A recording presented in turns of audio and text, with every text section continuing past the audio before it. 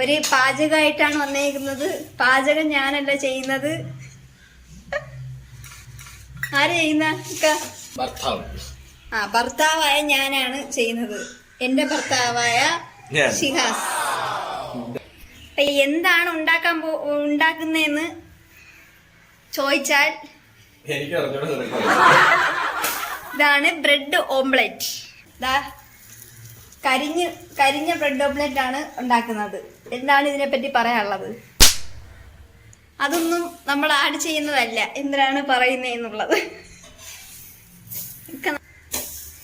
ഭയങ്കര പാചകമാണ് പുള്ളിക്കാരൻ.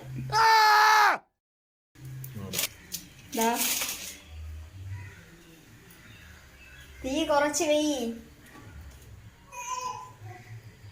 തീ കുറയ്ക്കാനൊന്നും അറിഞ്ഞൂടാ, ഞാൻ തന്നെ കുറയ്ക്കണം.